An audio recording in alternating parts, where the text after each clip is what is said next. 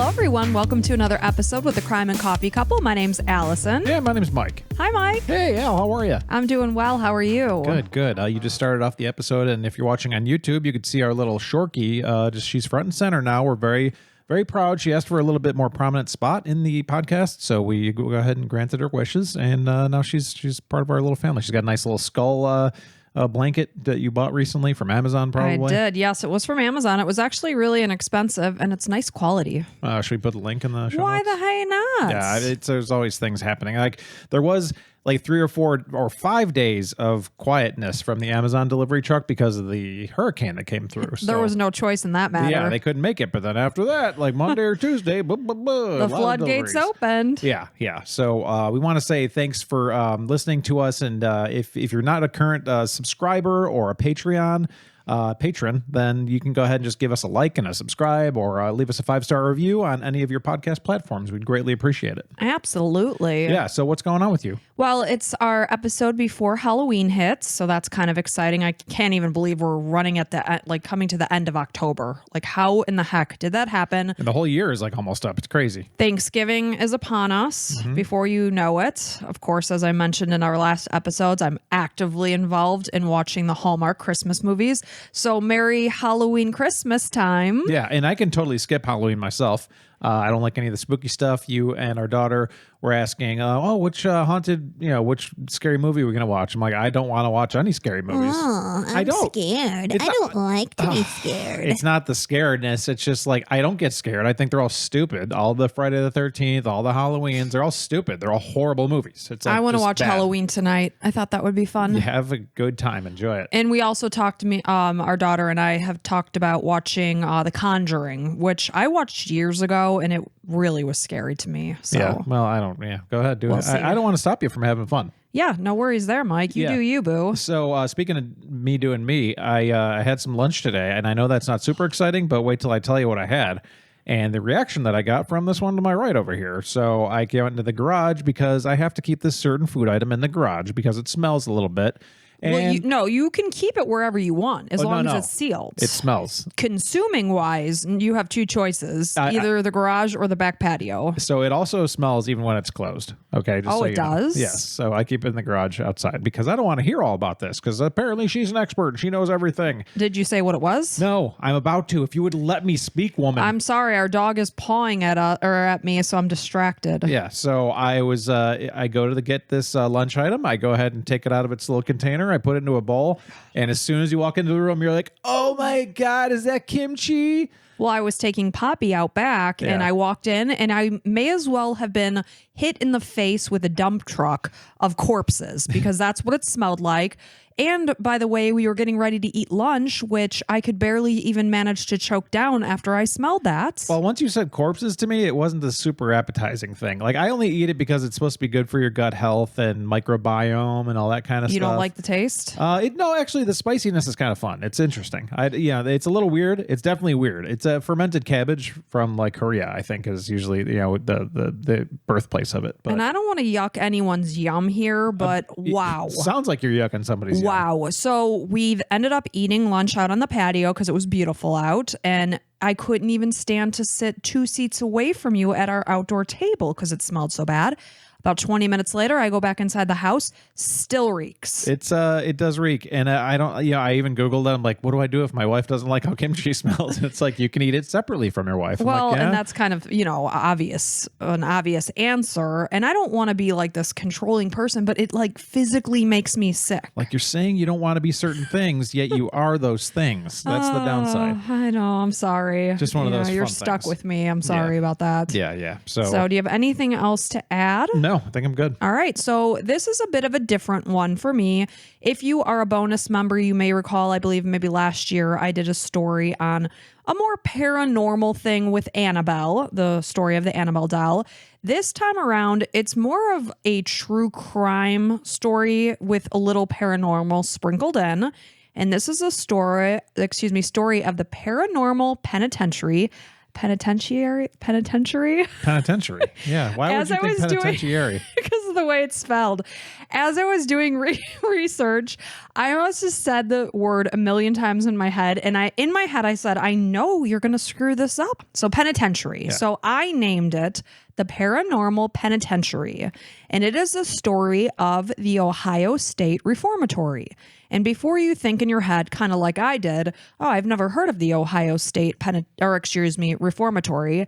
Well, if you have seen the movie The Shawshank Redemption, amongst others, you have seen this prison. It's one of my favorites. It's one of the top 3 favorite movies, I'd say. So I chose it for multiple reasons. It's a movie that's near and dear to Mike's heart. I wanted to do something a little bit spookier and different for the episode before Halloween. So let's get into this. Let's hear it. So many of us have seen, if not heard, of the 1994 iconic movie, The Shawshank Redemption. So this movie stars Morgan Freeman and Tim Robbins. It's written and directed by Frank Darabont. So the prison drama is based on Stephen King's 1982 novella. Did you know that? Yep. So the novella's name is Rita Hayworth and the Shawshank Redemption. Yeah, so it's like a short story, basically. It's crazy that you can make this whole movie out of a short story. Right. So the movie is set in 1947 in Portland, Maine, versus where it's actually filmed in Mansfield, Ohio. So it takes place in the movie. They call it the Shawshank State Prison, I should say. So, but many don't know, even though I've seen the movie a million times, that it was actually filmed at the Ohio State Reformatory in Mansfield, Ohio. So according to a 2019 Ipsos, which is a market research company survey, 46% of Americans believe in ghosts. Because the finality of death can be a very scary concept, it might be a reassuring thought to believe that, there's life after death. And sorry to interrupt you right there. I know you're on your flow, but I think our friends Till Death Do Us Part talked about this. Like, do you believe in ghosts? I do. To a certain degree, I've never felt or experienced. Yes or no, Allison? Do you believe in ghosts? I do, yes. Are they the out answer there? is yes. Okay. What about you? No, I don't think so. Okay. I just like to stay open to different ideas. I'm completely open. I would love for a ghost to visit me. I would love to chat, hang out, see what it's all about, but I just don't think it's out there. I think it's our brains. We stayed in one of the most haunted hotels in the United States in Savannah, Georgia. It's the, what the heck's it called? I don't even remember. The house. Marshall House. Marshall House. Good Lord. Sometimes when we get on the air, When you're my depending brain on me, goes dead. If you're depending on me, you're screwed. So the Marshall House is a historic hotel that actually served as a hospital during the Civil War, and we stayed in one of the more famous rooms in the hotel for our 15th anniversary or something We got lucky. like that. I booked it on Expedia or something. It was crazy. And they were like, yeah, you got like a balcony room? We're like, what? Awesome. And to get onto the balcony, you have to climb through your window. It's that old school. And, at night, I woke up in the middle of the night and I was just like, trying to see or hear something, feel something, Yeah. but not a thing. So that's not to say that ghosts don't exist. I'm open to it. Yeah. So, believing in ghosts, people do it for different reasons. It can give us comfort after losing a loved one or even facing our own mortality, that it doesn't just end with death. Yeah. So believing in ghosts can be a thrilling experience too. People like to be scared. We think about at Halloween time, we pay to go to haunted theme parks, to walk through haunted houses. I don't like being scared, though. We watch scary movies. Not like Mike here to my left. I don't understand the whole idea of like wanting to cry and like wanting to feel bad emotions. I just don't get it. I don't know. I guess just makes us feel something. Okay. We voluntarily pay money and then strap ourselves into a roller coaster. People jump from planes. So obviously people like to be scared. Those are thrills. That's thrilling. Yeah, exciting. But, going on a ghost hunting tour, like I was just in Boston, I did go on a ghost tour. That was thrilling to me. It was fun. It was funny. And by the way, the tour guide said I'm a very jumpy person, And which she is. you would agree with. So many who do believe in ghosts, including ghost hunters, believe that ghosts are simply lost souls that are trapped and trying to cross over to the afterlife rather than evil spirits attempting to do harm. Many people claim to have, had unexplainable experiences, maybe seen or felt something, a sound, a sensation that they chalked up to being a paranormal encounter. When there is history, there tends to be haunting. And the Ohio State Reformatory is a prime example of a place with not only history behind it, but also a lot of deaths. And oftentimes, deaths are going to be where hauntings are. Like I was in Boston, and the park has umpteen amounts of, thousands of bodies just buried in there. And I'm walking through there thinking, oh my gosh, all these unmarked graves I'm just walking over. And I remember asking you, where are they from? And you're like, I don't know. Like, you didn't think they to ask didn't that really during touch the tour? There's a lot of people in the tour. I didn't want to hog it. I get it. So throughout the 84 years that it held prisoners, approximately 200 people perished during their time of incarceration from disease, accident, murder, or suicide. Not always just prisoners. It could have been staff or guards, etc. Many claim that very active spirits continue to roam the rooms of the large prison, which remains open to this day to the public and serves as an active stomping ground for ghost hunters. So the Ohio State Reformatory, which is also referred to as OSR, is a striking castle-like Gothic building that's widely known as the prison where many major motion pictures have been filmed. Obviously, I mentioned the Shawshank Redemption, but that's not all. This also includes Tango and Cash and Air Force One. In Air Force One, it actually was depicted as a Russian prison. So the OSR is home of the East Cell Block, which remains the world's tallest freestanding cell block, which consists of 6 tiers or levels of security, 12 ranges, which are big common areas that individual cells will open into, and 600 cells. The grounds where the OSR was constructed was previously used for Union soldiers training during the Civil War, so a lot of history at the spot. So the OSR was originally named the Intermediary Penitentiary, but it did change names in 1891. It can sometimes be referred to as the Mansfield Reformatory as well. So construction of the 250,000 square foot Gothic limestone building began in 1886. It was designed by Cleveland architect Levi Schofield, who intended to create an uplifting, inspiring, yet intimidating structure. It was really inspired by the architect. What was inspired to him was the castles of Germany, is where it got its inspiration. So the purpose in constructing the building was really changed over the years. So its ultimate purpose when it was being built was to house inmates aged 16 to 21 who were too old for juvenile corrections, but were also nonviolent first-time offenders, to serve as a midpoint between the Boys Reformatory and Lancaster and Columbus State Penitentiary. So really for, not hardened criminals, very, low-level security.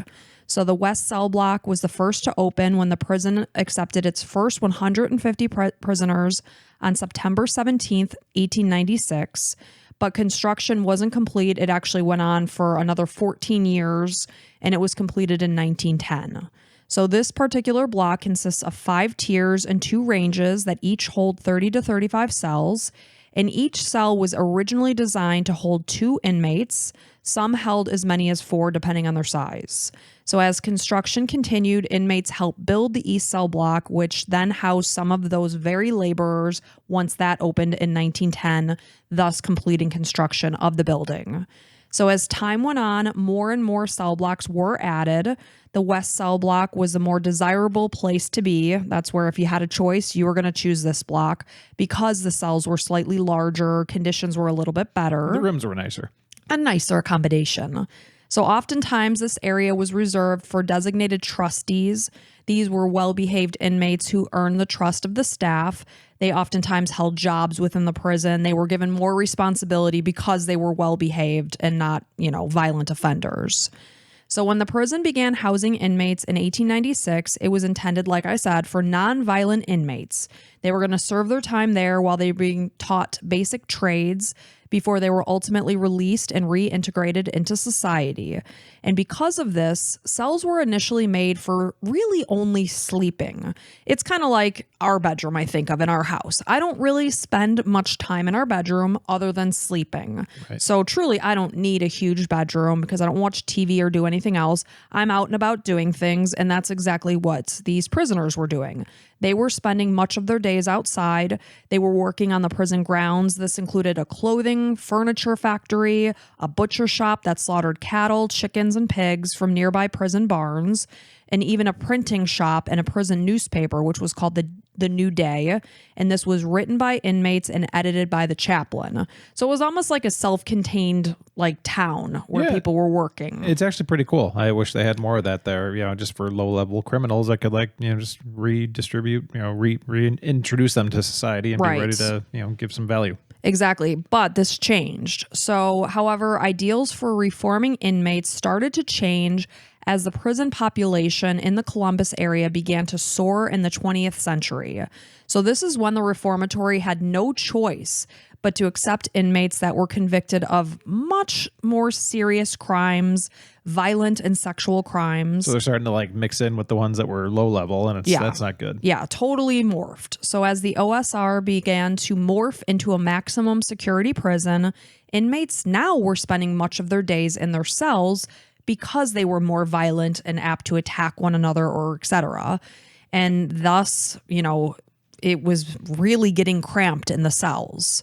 There was really only enough room to fit a bunk with standing room to the side and a sink and a toilet wedged behind it. Not exactly the type of space you want to be spending much of your day in. Well, probably shouldn't break the law then. Right. You shouldn't be a violent sexual offender. Right. That's the goal. Yeah, I don't really care. So with the rapid rise in population, the prison quickly became overcrowded and living conditions began to plummet and deteriorate, as cells that once intended to house a single occupant now could hold as many as, say, 3 or 4 at a time. Wow.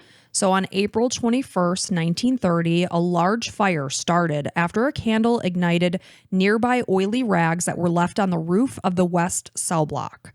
And it ended up killing 322 people. Wow. While leaving 200 severely injured. The prison was built to hold 1,500 people. And at this time, the prison was holding 4,300. I think I looked it up. It was 284% occupancy.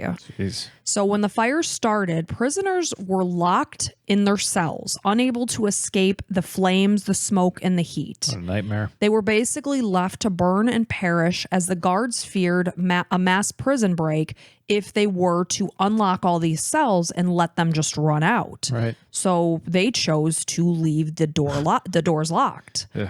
So those that did manage to escape some way or another, maybe they overpowered a guard, I don't know how, and they did survive. Some were confined to a stifling, crowded attic space. Their bodies were just covered in burns. It was a horrible situation. So in the late 1930s, a riot broke out within the East Cell Block, and as a result, the guards condemned 120 rioters to share 12 solitary confinements cells.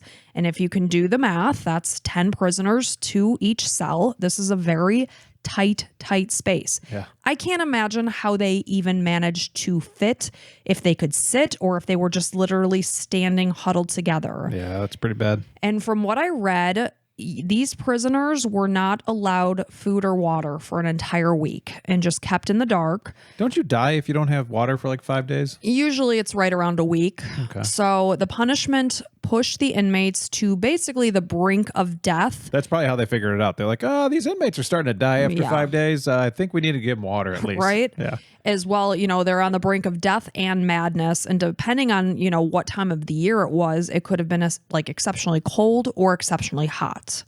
So in 1932, 2 inmates escaped isolation.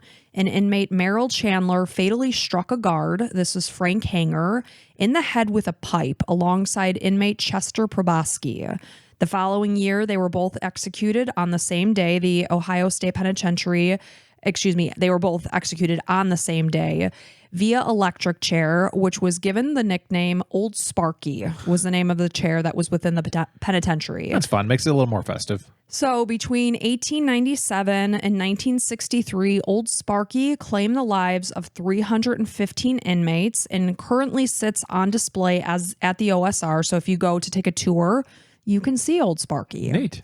So another major tragedy that was tied to the OSR happened in July of 1948. And this is when 2 former inmates, this is 22-year-old John West and 24-year-old Merle Robert Daniels, decided to return to the town where they served time, and they went on a killing spree that left 6 people dead. So the two made a connection during their shared time behind bars. West was viewed as a gun-crazy moron, while Daniels was known for his psychopathic personality. And he was once quoted saying, "We love drinking, robbing, and hitting on girls." So Daniels, who had an average intelligence, was sent to Mansfield for unarmed robbery. He was paroled on September 25th, 1947, after he served his 4-year sentence. West, who was said to have an IQ of 60, which is classified as mild mental retardation, was sent to the reformatory for grand larceny. He was paroled 6 months later on March 12th, 1948, after serving 1 year. So the pair thrived on chaos and destruction, and that's really what made them have this connection together. And they came to be known as the Mad Dog Killers during one of the darkest events in OSR's history. So after they were paroled, again, this was 6 months apart from one another. Of course, they wanted to reconnect with each other. So they came back together on June 20th, 1948. This was 3 months after West was released, despite the fact that Daniel's mother begged him not to go when he said where he was going. She just knew trouble was coming. Yeah. So in early July 1948, they went on to steal a Pontiac from a parking lot. They got a gun and they started drinking. They went on to rob a gas station. They beat an attendant of the gas station in the head just because they could. There was no reason for them to do it. So from here, they left Columbus for a bit in order to allow things to cool down. And on July 9th, they were back in town and they decided to head over to Joe's Grill on West Broad Street. And customers were fleeing from the establishment as they saw their gun. And West fired a shot, and thankfully at that point in time, he did not hit anyone. The pair made a quick getaway after taking the contents of the safe as well as the cash register.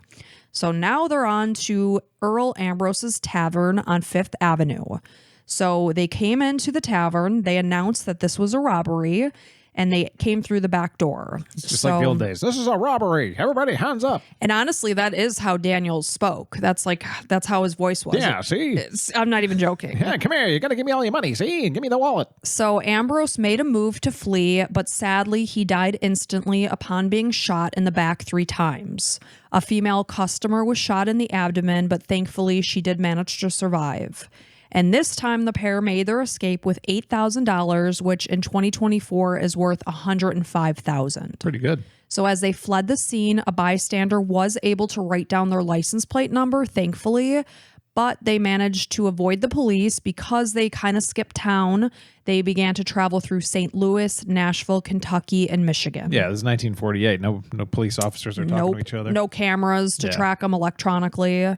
So during a drunken night together, they spoke about various Mansfield guards that they just did not like because they received especially harsh punishment from them. And they discussed their plan for retribution. So they ruminated on one particular name, and this was the name of Willis Red Harris. And as they shared stories about him, their anger just continued to grow and grow. Of course, they're drinking, which is only escalating the situation. And they began to form their plan to make a trip back to Mansfield in order to seek their revenge. So 2 weeks after killing the tavern's owner, it was nearly midnight. It was July 20th, 1948. And they knocked on the front door of the home of Mansfield Reformatory Superintendent. This is John Nibel. So obviously they're looking for somebody else, but they didn't know where Red lived. Mm-hmm. So they were hoping to confront Nibel and get Red's address. Daniels told the man that their car broke down and asked to use his phone. Once inside, he pulled his gun as West charged in behind him, and the two began to ransack the home. So by now, they made the decision that they were in too deep and they couldn't let these victims live. So they woke Nibel's wife, this is Nolina, and their 21-year-old daughter, Phyllis, from their beds. Before leaving the home, Daniels raped Phyllis and forced the family by gunpoint into their car and decided to take the family across town where they planned to tie them up in the cornfield. However, once there, they realized that they had no rope, so they marched them naked after forcing them to strip their clothing further into the field where they shot them dead. I mean, these are terrible human beings. Yeah, it's sad. So when Nibel didn't report to his scheduled shift the next morning, prison officials went to his home and found it in absolute disarray because, of course, the men had ransacked the home. Later that day, they found the 3 bodies of the Nibel family in the field. John had been shot twice in the head, Nolina had been shot in the stomach and the head, and Phyllis, with her red hair still tied up in curlers, had been shot once in the head. It was determined that the family had been executed at 1:30 a.m. on July 21st, 1948. A witness reported seeing a 2-tone Pontiac in front of the Nibel home that matched the car that happened, within the Columbus robberies. So police knew immediately that the 2 killers were West and Daniels. So in the meantime, the pair is now, making it their goal to lay low. So they headed to Cleveland. And the next day was July 22nd. They picked up a .30 caliber rifle and then they headed to Tiffin on their way to Indiana. So at 1 p.m., they rolled into Tiffin to search for a bed and breakfast. They slept until 5 p.m. and then they woke up and went for dinner. And later in the night, they were discussing the fact that they needed a different car because authorities knew what to find them in. They, for some reason, had their eyes set on a Buick, and they stopped at Stewart's root beer stand where they spotted their car of choice. The Buick's owners were Jim and Rita Smith. They had only been married for 2 years at this point. They were just out enjoying a summer night and a glass of root beer. So as they left the root beer stand, they were heading home. They had no idea that they were being followed by killers. And soon the West was driving the car. He forced them off the road. And when he did, he ran to the driver's side while Daniels headed to where Rita sat in the passenger seat. West shot Jim, killing him instantly, while his wife sat there helpless, watching her husband die. You could have just pulled him out, right? And he would have happily handed the car over to these gun-wielding madmen. And now the cops are going to know what you did. They're going to know that you guys are on the loose killing people. Obviously they're not thinking very much. So thankfully, Rita was able to scream and flee to a neighbor's house where they called for help. So Daniels and West set out in, Smith's Buick. Now they're tasked with searching another car because Rita said they drove off in our car. Yeah. So they needed to find something that they wouldn't be suspected of driving. So now they're on to wreak more havoc. At about 11 p.m., they came across a rest stop called the Ironside Inn. They noticed a car hauling truck that contained 5 new Studebakers on top of the truck. So the driver was 24-year-old Orville Taylor. He was a married father of 4 young children from Niles, Ohio. He was innocently sleeping in the cab of his truck. Taylor was woken by Daniels, who pulled him out of the truck and began to transfer his own items into the truck. And in the meantime, West grabbed the man and dragged him into the weeds and shot him dead. Man, these guys just don't think or care. They don't care. It's just kind of whatever, you're in my way. Boom, done. So West then jumped into the cab of the truck while Daniels climbed into one of the Studebakers on top of the trailer. Despite having just killed 2 people in less than 2 hours, they stopped at a place called The Ranch where they had a nice little burger and a beer. Nice. So now a manhunt was underway, and word spread like wildfire throughout the Ohio law enforcement community. So they decided to set up a series of roadblocks in the area where they knew the men were potentially in. Smart. So they had no idea what type of car that the pair were driving because they had yet to hear about Taylor's death. So in the meantime, West and Daniels drove west down U.S. Route 224 in Taylor's stolen truck. And as they approached an intersection, lo and behold, they were stopped at a roadblock. And there were 3 officers manning the roadblock. So West was driving the truck and Daniels was still up in one of the cars. And the officers immediately noticed that West just seemed very nervous, jittery, and suspicious. Okay. While Sheriff Schaefer climbed to the top of the truck to search each car, there he found Daniels sitting inside one of them with several guns. As Schaefer yelled down to the other officers, West jumped from the cab of the truck. He shot Sergeant Leonard Kahn in the chest, And then he shot County Game Warden Frank Fremouth in the arm. So Kahn was able to return fire, and there he shot West straight in the middle of the eyes. Wow, and nice job. He did survive the actual gunshot. He was transferred to the hospital, and he was soon pronounced dead at about 11 a.m. Meanwhile, Daniels surrendered. He was arrested and sentenced to death.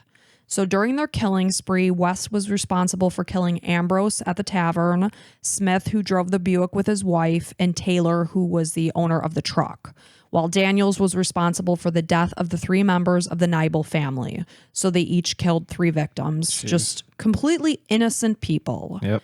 So while on death row, Daniels was interviewed on an early version of Fox News. This is Movie Tone News. And he just, spoke with such casual, matter-of-fact way about the people that were killed. He did not look like a criminal at all. He was like a 24-year-old guy that was clean cut. Like, it just goes to show that anyone is capable of anything. Yeah. And he was asked, what happened. He easily gave his original confession. He said that when they headed to the Nibel farm, he had only been looking for Red. He apologized that Nibel's wife and daughter had to die. I call a big fat BS on that, seeing as he sexually assaulted the 21-year-old daughter. Yep, could have just let him go. He casually indicated that since he had no rope, he couldn't just tie them up and he had to bump them. As the interview came to an end, the 24-year-old smiled and winked at the camera. Do you have any remorse over any of the killings?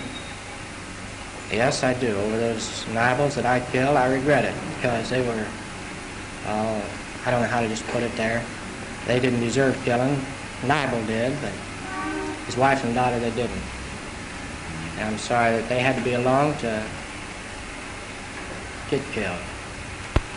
And now on the other murders, there's 6 all told. The Nibel family is the only ones that you actually killed yourself, your partner West killed the others. Is that That's right? right. I got 3 out of the 6. Now, My share. Had you your share?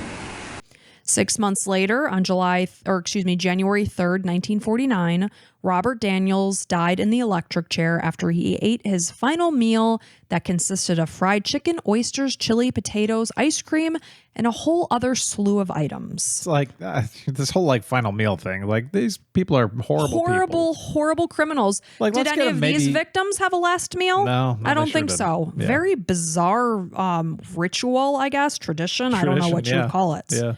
So the prison's warden, who was known as a superintendent, this is a different story now. So that's they never got to Red Harris. no, not at all. Good. They just went to this house, supposedly just looking for the address.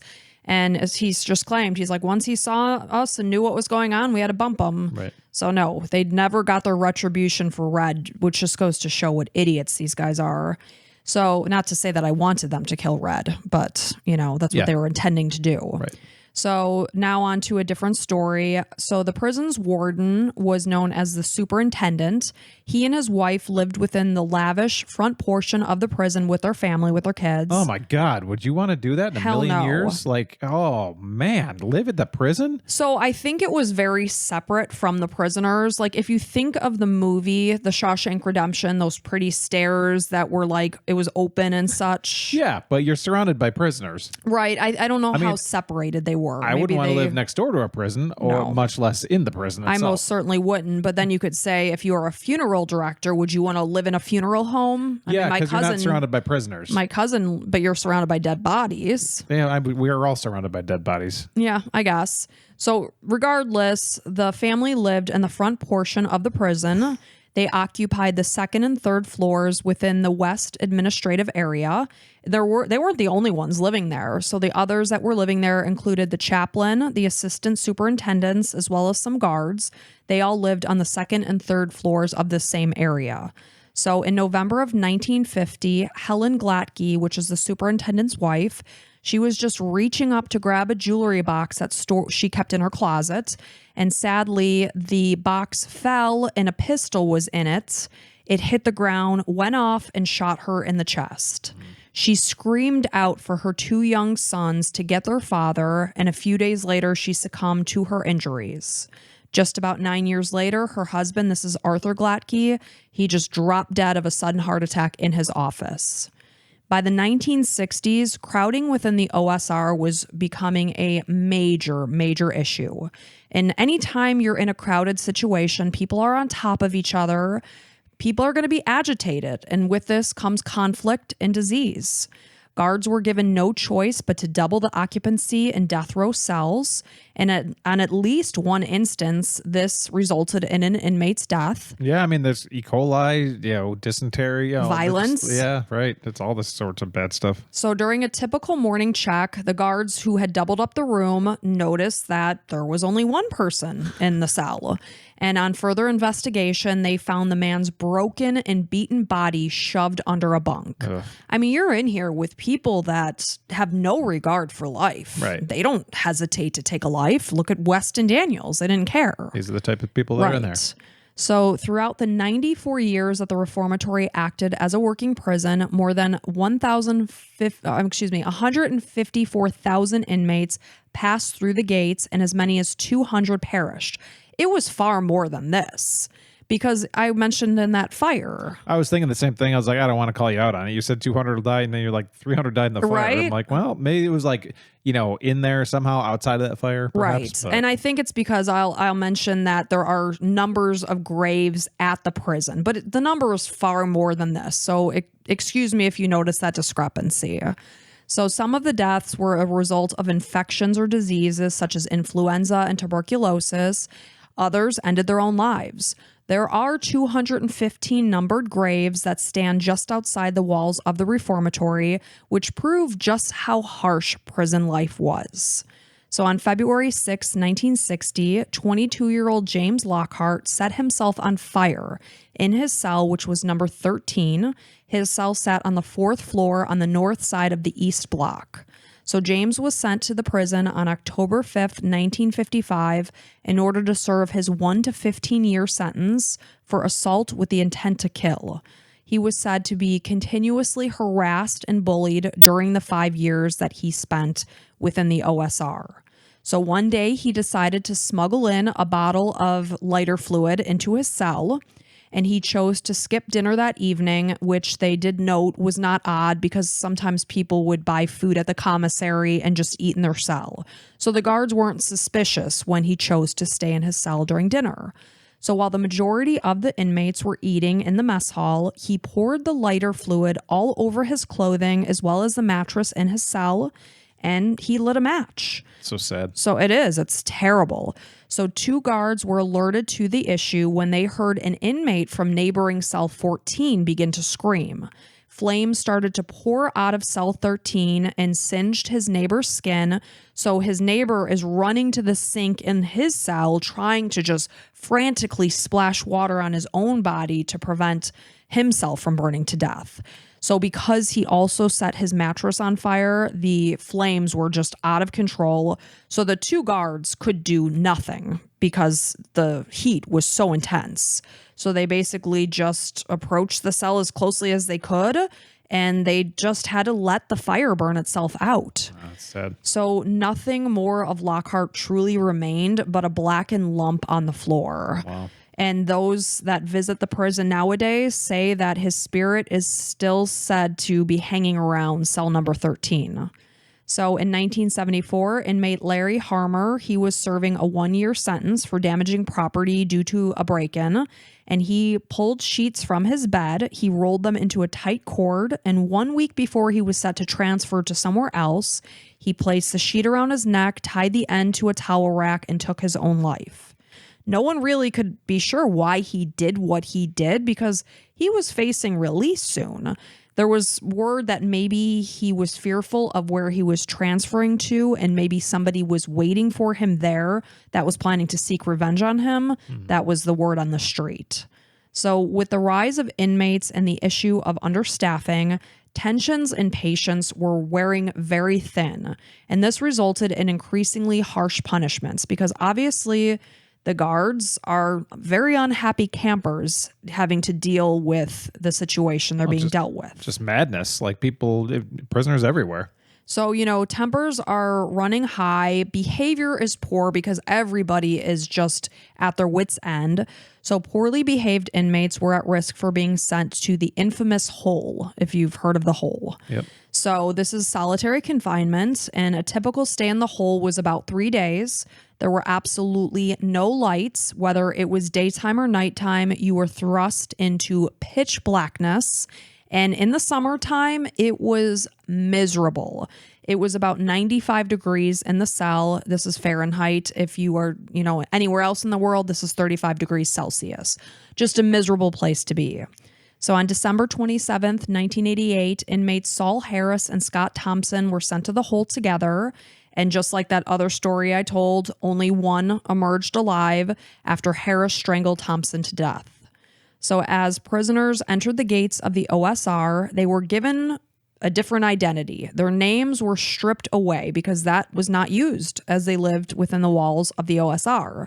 So they were referred to in every way, shape, and form by their, prison number. Mm-hmm. And, you could say that after you get out, you get your identity back. But really, these names, or numbers, I should say, truly, according to a lot of the things I read, just hang over their heads for the rest of their lives. So because of all the deaths and violence that happened throughout the time the OSR was, a functioning prison, there have been many reports of paranormal occurrences both in and outside the prison. Throughout the year, the prison stays open for day tours. It stays open through the night, and people can roam through from the sub-basement to the attic. And obviously, it's a place where ghost hunters like to go. It's open all night. Like you can go whenever. Yeah, and I don't know if there's certain days that it might be closed, but when they do stay open for, nighttime tours, you can roam free and go where you want. Wow.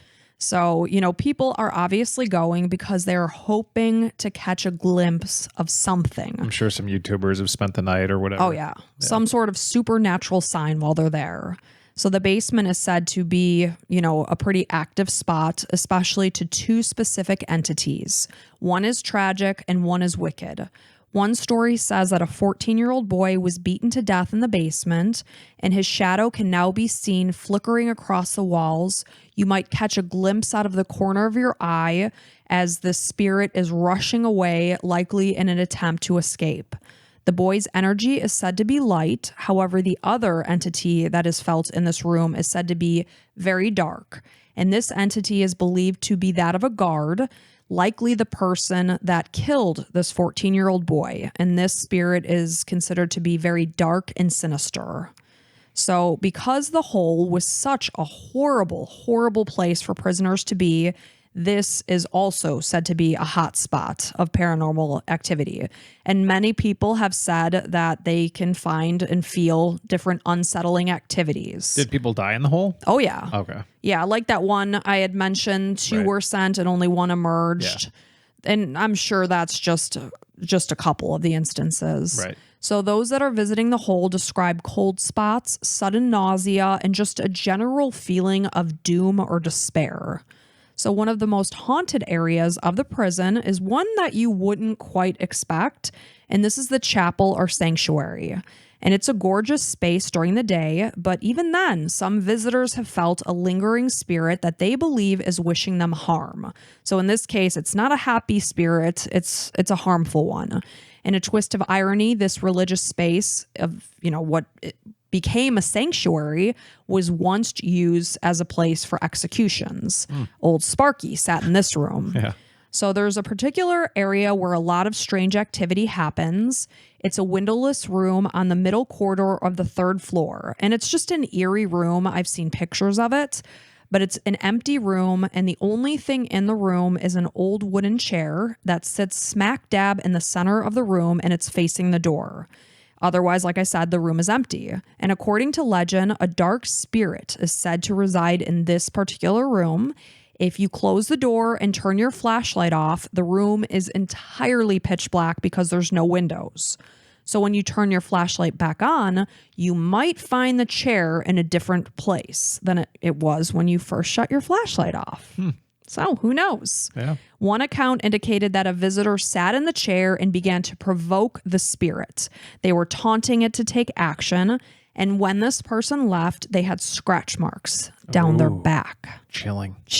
Yeah. Do you believe that happened?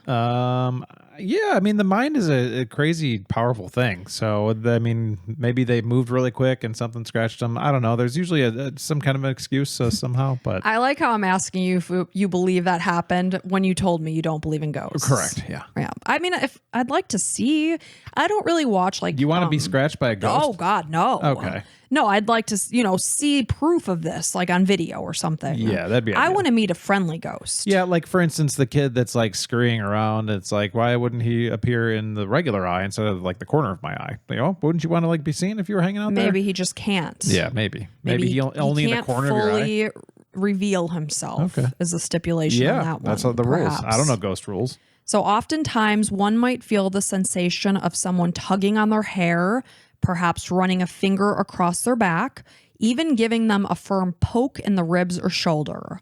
One person was poked so hard that it caused them to gasp in surprise. Visitors that are planning to stay the night are instructed not to provoke the dead. And I will tell you, I believe in it enough that I would never sit in that chair and try to provoke or anger a spirit. Yeah, I guess I would probably be in the same, even though I'd say I don't believe it. It's like, I don't know. I don't want bad things to happen. But if the worst thing that could happen is a poke, then who really cares? Or maybe a scratch, Like if people were like, okay, hundreds of people have gone ghost hunting here and dozens have died, then it's like, okay, yeah, there's probably some bad activity there, right? And I also just don't feel like we should be disrespectful to the spirits, maybe. Just because somebody died doesn't mean they deserve more respect, I don't think. I don't know. But they say, if you are staying the night there, it is a completely different vibe and ambience once the sun sets. Because now you really are going through this eerie building that has so much history. The paint is just peeling off the walls. In itself, it's, a very eerie location. Sure. It would be the ideal scene for a haunted house. Yeah. So now you're in complete darkness and only have your flashlight to guide you through the halls and the cells and the rooms. And do they only allow one group per time, or is I don't know. Could it be dozens of people? And it's I wonder if I'm in here with a murderer that is in here with us. Oh gosh, that's what I would think. That's scary. Because that would be a great spot to do it. It would be a great place to set up a haunted house. Yeah, absolutely. I mean, truly, it'd be perfect. So a couple of ghost hunters once brought a tape recorder into an isolation cell where other visitors mentioned feeling a sensation of being scratched. So the ghost hunters pressed the record button and they asked, "Who is scratching?" And then when they played the recording back, they could clearly hear a loud voice of a male that sharply responded, "Leave it alone." And this is what is known as electronic voice phenomenon, or EVP, which is a sound found on electronic recordings that are interpreted as spirits' voices. So, I mean, I'd like to hear that played back. I think that'd be kind of cool. So oftentimes doors can be heard slamming nearby. You might hear footsteps where people aren't. You might hear stairs creaking. Voices can be heard. Apparitions are seen. Unexplained odd smells can come out of nowhere, like the smell of tobacco or floral odors. Many more of these stories can be found in Sherry Brake's book, and this is called The Haunted History of the Ohio State Reformatory. By the early 1960s, the state pulled its financial support from the reform model as it began to transition to a maximum security prison. And this led to the downfall of the building, of the establishment, and it greatly deteriorated. So in 1978, it got so bad that inmates filed a lawsuit claiming unlivable conditions. I didn't know they could do that. Yeah, they did. How about that? The suit was settled, and in 1983, this is when it was settled. They did do some, refurbishes, but it really was still not a good place to be. Oftentimes, the living conditions were just absolutely horrific. Inmates would go to bed at night wearing a hairnet over their ears. Oh gosh, I can barely even say this.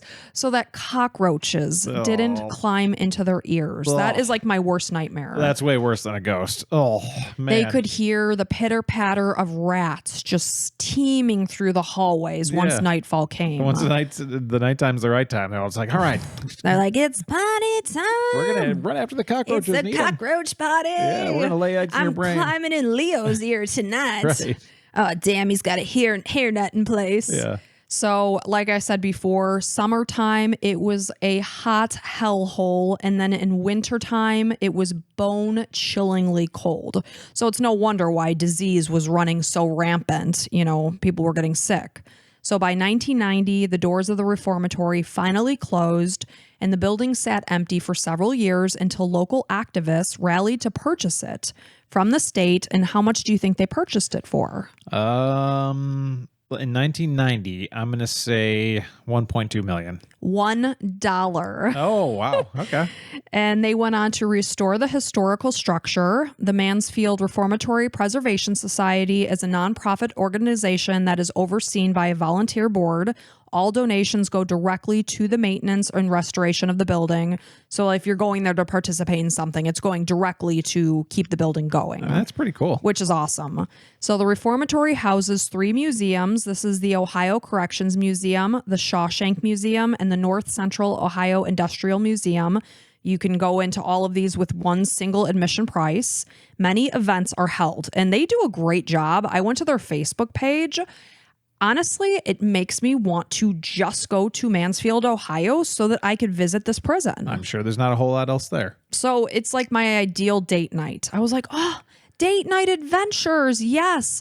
So they set up escape rooms in the prison for a date night. Like, put me in that situation any day before you put me in a stuffy, boring restaurant. Really? Yes. What if the restaurant's really good? Like the food? I like good food for sure. But I'd rather eat good food than sit in an old prison and be like, okay, well, now it's an escape room. I think it's figure amazing. out your clues.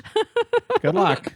So obviously people do overnight stays. Some people stay in one of the reformatory's guest houses. They do ghost tours. There's plenty of guided tours available, and movie lovers can participate in the Shawshank Trail, which takes you to all the locations where the movie was filmed. That's pretty cool. So whether you believe in ghosts or not, the history and architecture of the Ohio State Reformatory is absolutely worth checking out. And I'm only telling you that based on my research because I've never been there. But like I said, I would love to go.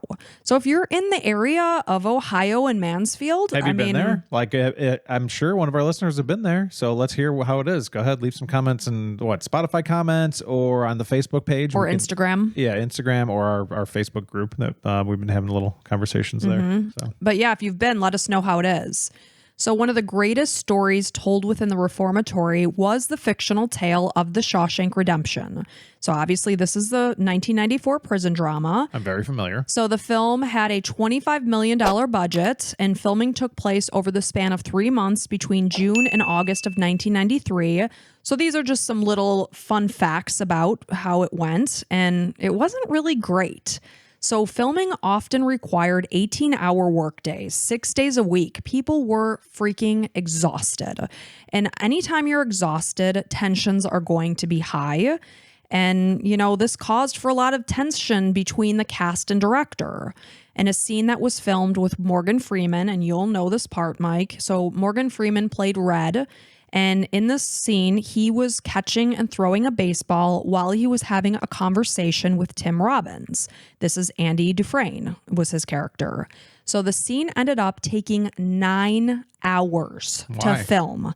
I guess the director was a perfectionist, maybe. Ugh. So because the scene takes Morgan Freeman throwing the ball back and forth over and over and over. Imagine throwing a ball for 9 hours. Yeah, it's a long time. So the next day he showed up with his arm in a sling. Jeez. That's how bad it was. That's stupid of that director. So Freeman sometimes just refused to do another take that was requested of him, finding absolutely no discernible difference from the countless scenes takes he had done before. Maybe that's why it's taking 18 hours, because one stupid scene is taking 9 hours. But, you have to say it's one of your favorite movies. Yeah, it's great. Maybe it's because he was, you know, such a perfectionist. Could be. So if you recall in the movie, there's a painting of Jesus that can be found in the West Cell Block. This served as the video room in the Shawshank movie that the inmates would spend time in watching movies, and it used to be a chapel. So years before, it served as a mattress factory where inmates worked. The painting is left there. You can see it now, and it is now called and referred to as the Jesus Room. So a beam runs across the ceiling of the third floor, and it has the words carved into it. Brooks was here, and next to it, it says, so was Red. And this is a replica of the set where Brooks took his own life. You're ruining the whole story. It's 1994. Sorry. If you haven't seen it now, then you're probably out. Yeah. It's been 30 years. Yeah. So, you know, that's an interesting thing to see too. And then the infamous tunnel that Andy used to escape is now on display in the actual prison's bullpen. And fun fact, if you can recall this scene, it was a very powerful one. It was a super, super rainy night, and he is just crawling through this disgusting sewage. Poop, And what that sewage actually was a mixture of syrup and sawdust. Oh, Fun interesting. fact. Yeah. So the Shawshank Redemption has a powerful theme of keeping hope amongst adversity and despair. It reminds us that whatever prisons that our mind can potentially put us in, we can rise to overcome it. And I will leave you with two powerful quotes from the movie. Get busy living or get busy dying. And fear can hold you prisoner. Hope can set you free. Yeah. And that is a story of the Paranormal Penitentiary. Oh, you almost got through it. The Ohio State Reformatory, which is also can be referred to as the Shawshank Prison. Wow. That's at the very least, if you like the movie The Shawshank Redemption, which everybody should and does because it's fantastic. It'd be cool to see at least, you know, some of the stuff from the movie. Our kids, you know, they're 12. At the time we watched it, 12 and 15, they loved it. So even kids, you know, it's a Great story. A lot. Great acting. There's some violence in there for sure, but it's a great movie. Yeah, a little bit of prisoner intercourse, I'd say. Was there? Yeah. Oh, okay. We talk about wanting to do our upstairs as a movie room, and we want to frame that poster where he's got his arms out and the rain is coming down on him. He's looking up. I did a whole report on it, so I know all those little things. You knew these things? No, like just some of the things that you talked about. Okay. Before other things. So hopefully you enjoyed a little spin in spooky season, the episode before Halloween. It wasn't our traditional, just, you know, one-dimensional story. Yeah, and if you enjoy what we do and appreciate what we do, I mentioned you can go ahead and become a subscriber through Apple Podcasts. You can do a free 3-day trial if you'd like, or become a patron. I always say it wrong. Okay, a patron through Patreon. Hey, you can't say patron, and I can't say penitentiary. Yeah, so we're doing really well over here. So go ahead, leave us a review. Go subscribe to us on YouTube, Instagram, all those things. We really, really appreciate it. Absolutely agree with that sentiment. And if you're still listening at this point, if you are interacting with us on social media, if you've been to the Ohio State Reformatory, let us know how it was. And 2, do you believe in ghosts? Oh, yeah, good one. Because they say, what did I say, 40-something% of people in America, they believe. But the numbers are probably higher because maybe those people weren't polled or they were too embarrassed to say yes. And also, our listeners are a certain demographic of people that are really into like crimes and all these different crazy things. And I think 90% female. So I'm really curious. So let us know. Yeah. Anyway, we appreciate each and every one of you being here. Have a safe and happy Halloween. And until next time.